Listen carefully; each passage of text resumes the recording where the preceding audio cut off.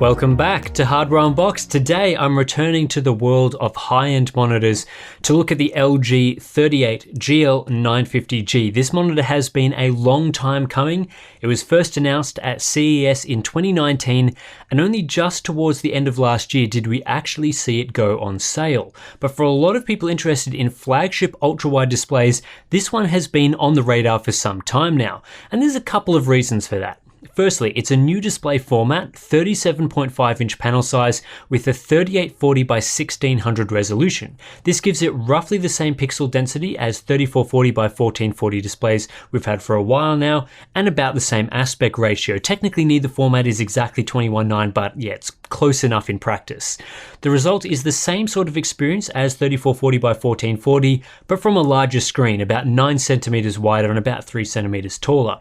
Secondly, the 38GL950G uses LG's new nano IPS technology, which we first saw deployed in the LG 27GL850. This allows for a wide gamut experience as well as super fast response times. LG claims 1 millisecond gray to gray, and while the 27GL850 doesn't actually achieve this with usable settings in the real world, it's still the fastest IPS technology out there, approaching what is possible from TN panels. And we're also getting a very high refresh rate here of 175 Hz, going above what has been delivered with 3440 by 1440 monitors, which currently top out at 144 Hz unless you buy the very expensive G-Sync Ultimate HDR models. This combination of features promises an immersive ultra-wide gaming experience with excellent motion handling. Really, the technology here is set up to push ultra-wide monitors further than they've ever gone before. At the time LG announced this monitor, the specs here were fairly unique, although CES 2020 has just come, and we've seen a few other 3840 by 1600 monitors announced, including some from LG with different HDR capabilities and different refresh rates. Who knows when those are coming, but even still, LG is positioning the 38GL950G as the best of the lot. What about this monitor's other features? Well, this is a G-Sync monitor, not G-Sync compatible, full G-Sync with NVIDIA's module inside. That does provide real-world benefits, which I'll talk about later, but as we all know, it also pushes up the price. There is some limited HDR functionality here too, with Display HDR 400 certification, but I wouldn't be getting too excited about that. Speaking of the price, this is an expensive monitor, really expensive. It's currently priced at $1,800 US or nearly 3,000 Aussie, which is 800 US more than LG's previous flagship, the 34GK950F. It's much more expensive than most ultrawides on the market. It's not quite up there with the $2,200 price tag of the Acer Predator X35, but this is definitely high-end territory.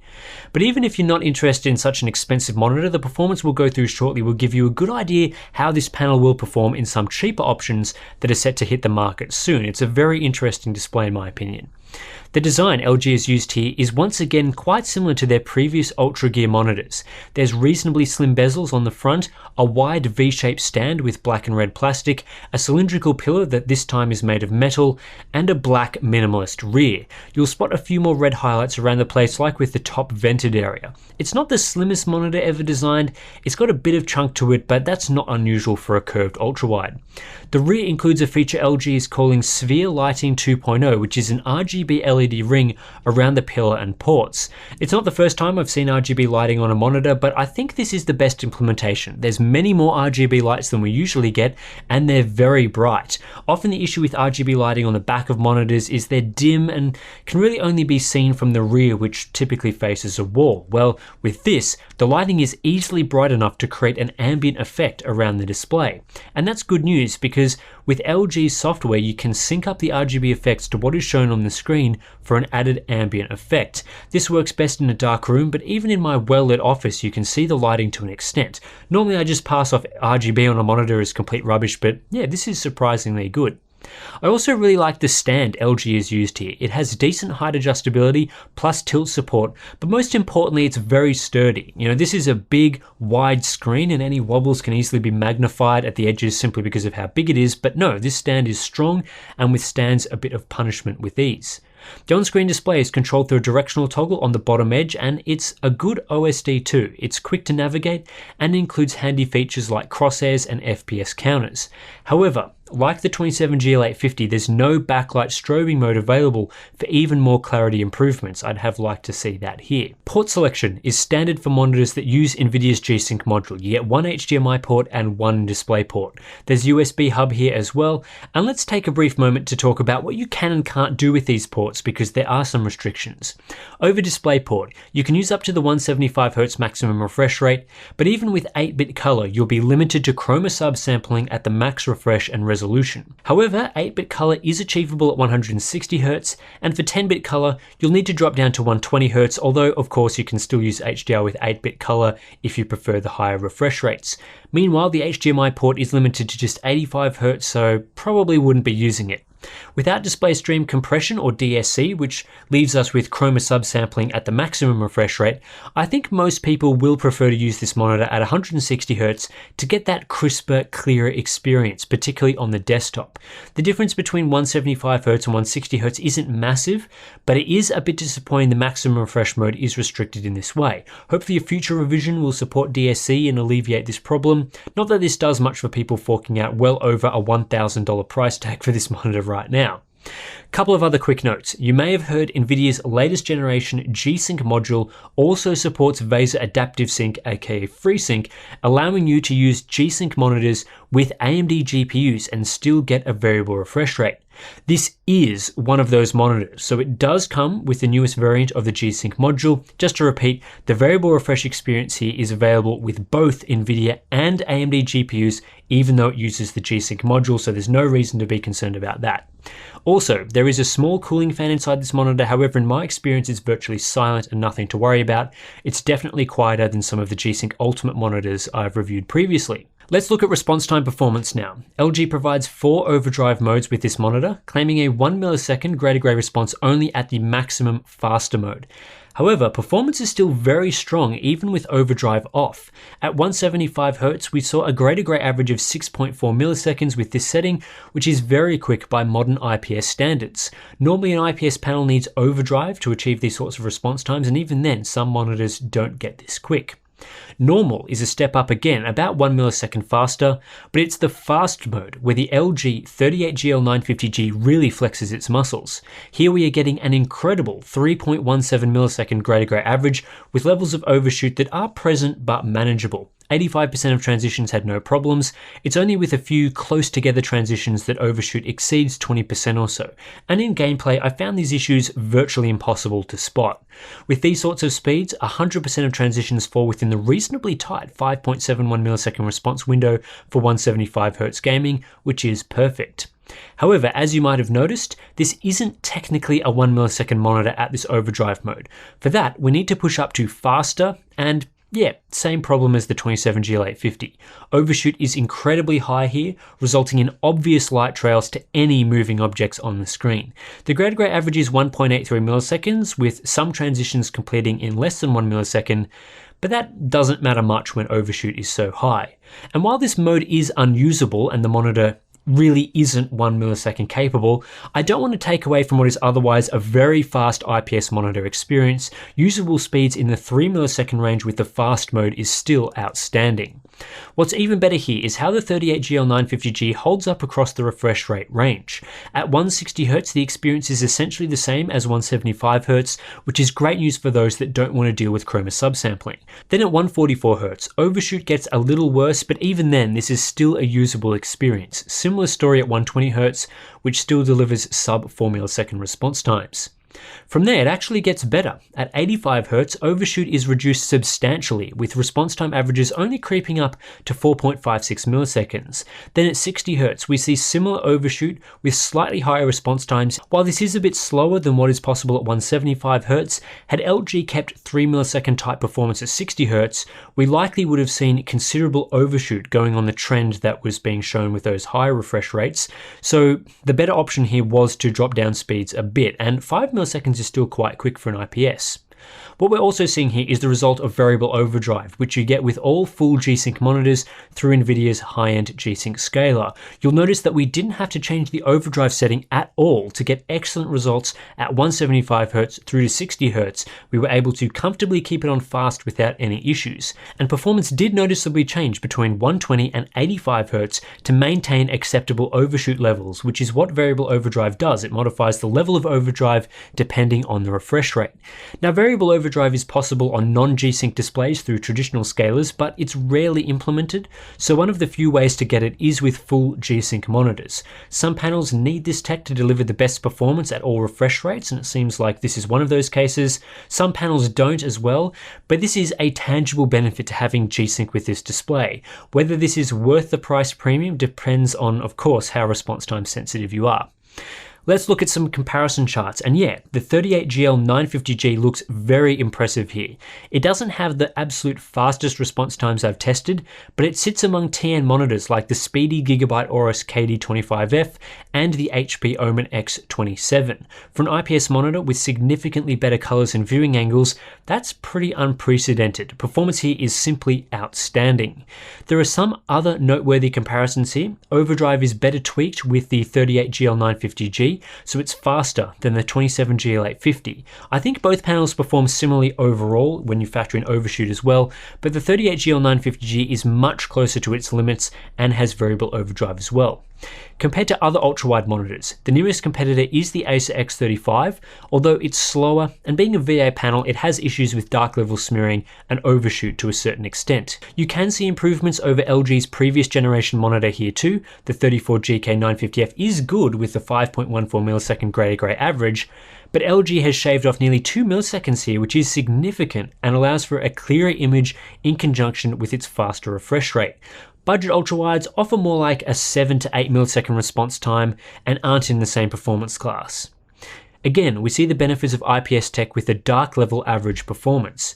Previously, you saw the X35 come close to the 38GL950G in overall averages. Well, with dark levels, the X35 falls down the ladder due to the inherent limitations of VA technology. Response time and compliance is perfect, even at its high 175Hz refresh rate, a feat many monitors could only dream of. The downside here are error rates, which is where the differences between LG's Nano IPS and most TNs come to the forefront. The LG 38GL950G is being run at its limits, hence higher error rates, whereas most 3 millisecond TNs I've tested hit that sort of speed with relative ease. The 38GL950G is hugely impressive, but Nano IPS panels aren't quite at the level of TNs yet. Again, you see this with our inverse ghosting chart. The fastest TNs out there with 0.5 millisecond class response times hit very quick responses with no overshoot issues, like the Gigabyte Aorus KD25F for example. At 60Hz, the 38GL950G is still a strong performer. It is beaten by the 27GL850, which also maintains strong performance without needing to change its overdrive setting, but that's a different Nano IPS panel. Input lag is great, with processing lag below 1 millisecond, a fast refresh rate, and quick response times all combining to deliver end-to-end lag of under 7 milliseconds, which is elite level performance.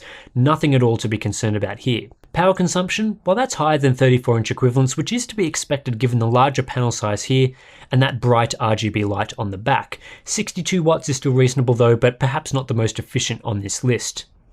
Another area where the 38GL950G performs really well is in color performance. LG lists this panel as being factory calibrated, and that's definitely true based on my testing. Out of the box, CCT performance is strong with a near perfect temperature and gamma curve, allowing for a 1.09 delta E average from the factory, which is much better than most monitors.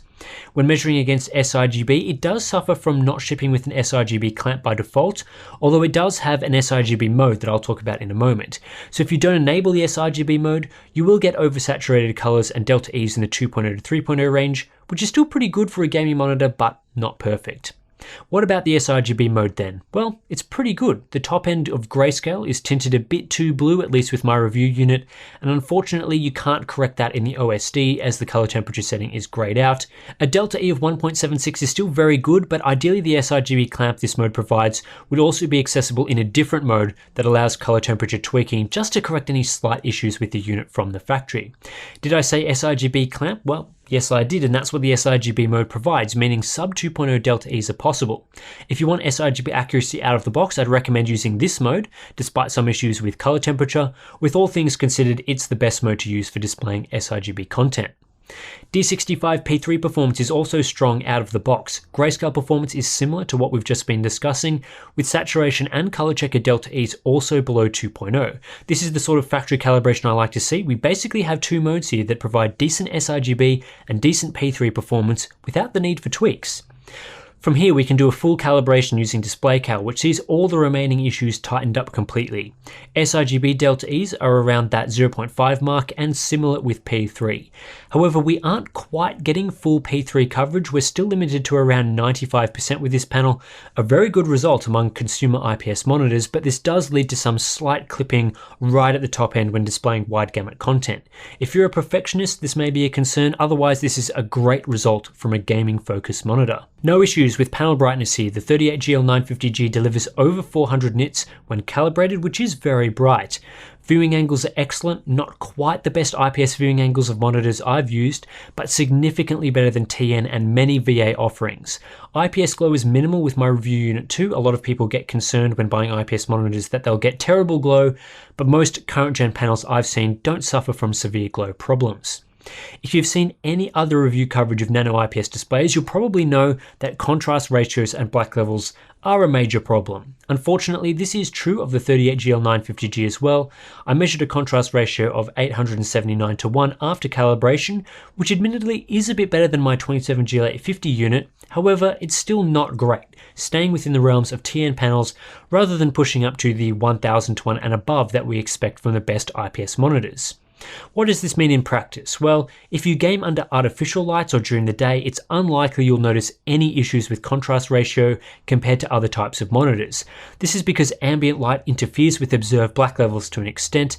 It's only in darker viewing environments where the 38GL950G falls behind other monitors, especially VA models.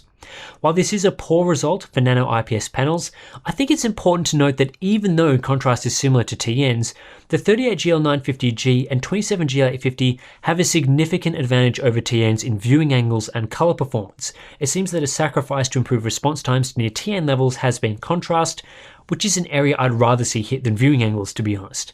And even then, the 38GL950G is only 8% behind the 34GK950F in terms of contrast, and 15% behind the Pixio PX7 Prime, so it's not as bad as it might seem. Uniformity is good, but not perfect. The center section of this display is strong, but my unit did have a slight vignette effect along the top and bottom edges, which is noticeable during regular usage.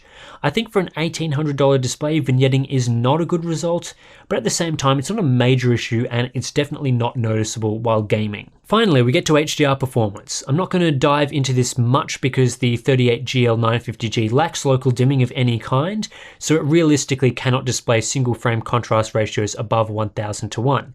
This means the actual dynamic range of this monitor is standard, not high like you need for high dynamic range, so we aren't getting a true HDR experience. Brightness also falls behind required targets, hitting just 460 nits in its HDR mode.